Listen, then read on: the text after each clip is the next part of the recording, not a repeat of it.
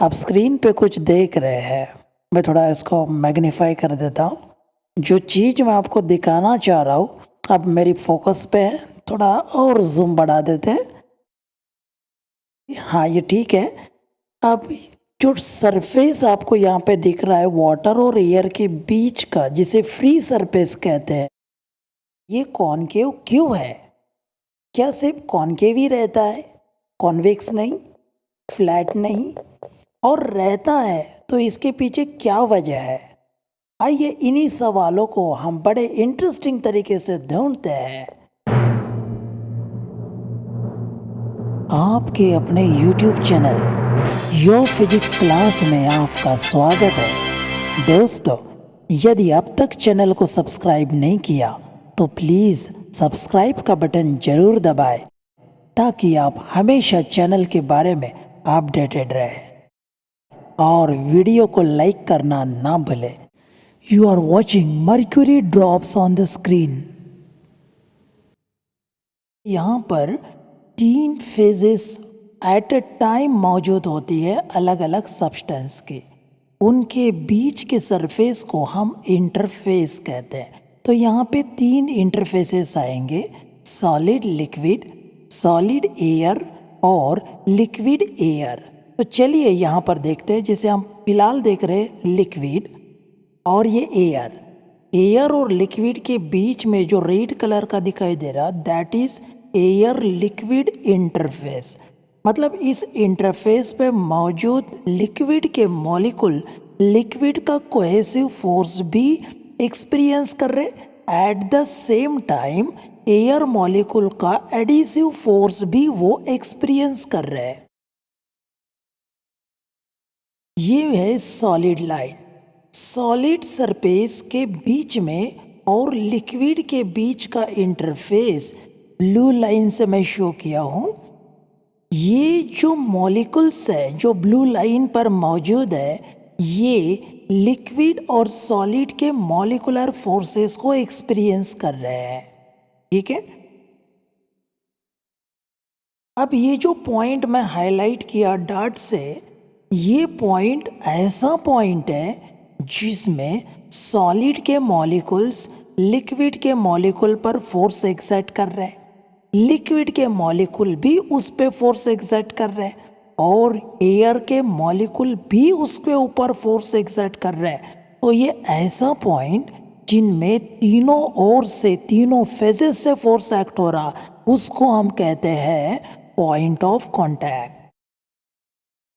Now draw tangent to the liquid at the point of contact.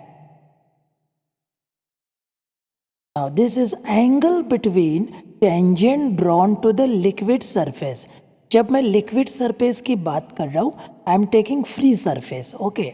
So the liquid surface और solid surface के बीच का angle, जैसे screen पे theta दिखाई दे रहा है, ये एंगल क्यों नहीं लिया आपने?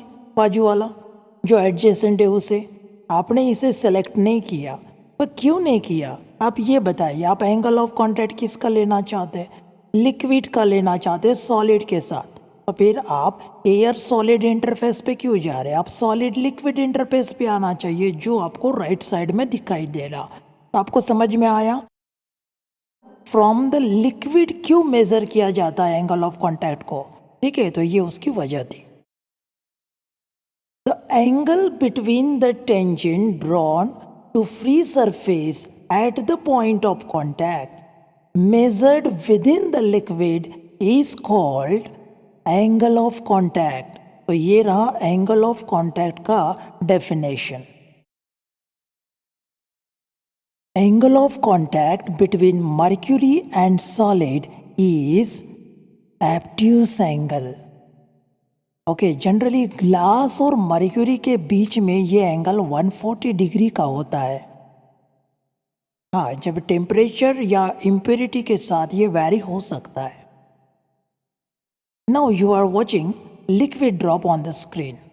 So same thing I am repeating here, water, air and solid surface I have taken here. Okay, तो फटाफट हम पॉइंट ऑफ कांटेक्ट देख लेते हैं। इसका दिख रहा है आपको रेड डॉट से जो शो किया हुआ है। Now I am drawing one tangent there Draw a tangent to liquid surface at point of contact. This is angle theta. अब आप देखिए, मैंने यहाँ राइट साइड में लेने के बजाय लेफ्ट साइड में एंगल लिया, मतलब लिक्विड साइड से हमने एंगल को मेजर किया। सेम डेफिनेशन एक बार और रिवाइज हो जाएगा, स्क्रीन पर है, पढ़ लीजिए। Now the angle between water and solid is acute angle. देखिए, पहले मर्क्यूरी और सॉलिड के बीच में आपको एब्ट्यूस एंगल मिल रहा था, लेकिन अब वाटर और सॉलिड के बीच में आपको एक्यूट एंगल मिल रहा है। कुछ तो वजह होगी जो एंगल बदल रहे हैं, definitely. Now let us see here, जो शुरुआत में हमने क्वेश्चन आपसे किया था कि why the meniscus is concave और कॉन्वेक्स, इसके बारे में थोड़ा सा नॉलेज यहाँ ले लेते हैं। If the angle of contact is acute then meniscus is concave. तो कॉनकेव मेनिस्कस कब मिलता है? जब एंगल ऑफ कॉन्टैक्ट एक्यूट रहा। तो ठीक उसी प्रकार जब एंगल ऑफ कॉन्टैक्ट एब्ट्यूस होता है, जैसे मर्क्यूरी और ग्लास के बीच में एब्ट्यूस एंगल रहता, तो in this case meniscus is convex. Okay, तो यह कॉन्वेक्स मेनिस्कस आपको मिलता है।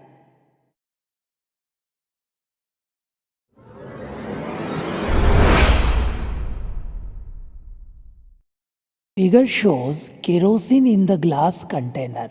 You can see the diagram carefully. That gray color part is a glass part, blue color part is a liquid part. Okay. Consider a molecule A at the point of contact. So the point of contact you can see in figure. It is the point where the molecule interact with three phases. Okay, solid, liquid and gases. So this can be seen by sphere of influence present in all the three phases. See, वो solid में भी गया है, वो air में भी है और वो liquid में भी है। ठीक है, molecule A experiences number 1 cohesive force from liquid along AC.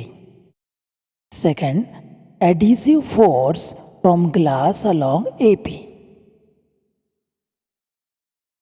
In this case, adhesive force is greater than cohesive force. Hence, by vector rule, resultant force acts along AR inclines towards adhesive force AP. यहाँ मैं एक बात बताना चाहूँगा, यहाँ दो vectors है, एक अलोंग AP एक्ट हो रहा है, सेकंड अलोंग AT एक्ट हो रहा है। तो होता क्या, इनका लॉ पैरेललोग्राम के अनुसार इनका रिजल्टेंट अलोंग AR एक्ट हो रहा है। तो भाई जिधर बड़ा फोर्स रहेगा रिजल्टेंट फोर्स उधर ही इंक्लाइंड रहेगा, इसी कारण AR AP के तरफ इंक्लाइंड है।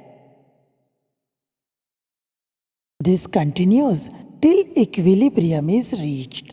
मतलब AR जो है वो AP की तरफ इंक्लाइन होते रहेगा जब तक कि इक्विलिब्रियम न आ जाए। ठीक है, अब इस प्रोसेस में क्या होता है?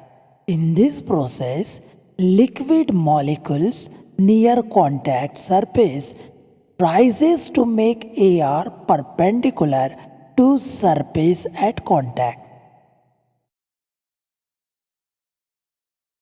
जो लिक्विड मॉलिक्यूल A के आसपास है वो सब के सब एक के साथ सॉलिड को चिपक कर ऊपर की ओर राइज होने लगते हैं। ठीक है, ये तब तक होते रहेगा जब तक कि AR ये सरफेस को परपेंडिकुलर ना हो जाए। और ये पता कैसे चलेगा? आप डायग्राम में देख रहे AT इज अ टेंजेंट, ये टेंजेंट को अगर AR परपेंडिकुलर रह गया तो समझना इक्विलिब्रियम आ गया। Thus, surface becomes concave at the contact, और इस कारण ये सरफेस कॉन्केव बना। तो ये थी वजह कॉन्केव होने की। Such liquids, those have acute angle of contact, wet solid, ये वो मटेरियल है, ये वो लिक्विड्स है जिनके एंगल ऑफ कांटेक्ट सॉलिड के साथ में एक्यूट होता है, इसीलिए वो गीला करते हैं। तो आपको वजह पता चली, आपको ये बात पता चली कि हाथ गीला क्यों होता है पानी में डालने के बाद। ठीक है, तो ये एक्यूट एंगल का कमाल है। तो दोस्तों, रिमेनिंग पार्ट जो एब्ट्यूस एंगल और फ्लैट सरफेस के लिए है, that we will discuss in next coming video. आज के लिए बस इतना ही। Bye bye.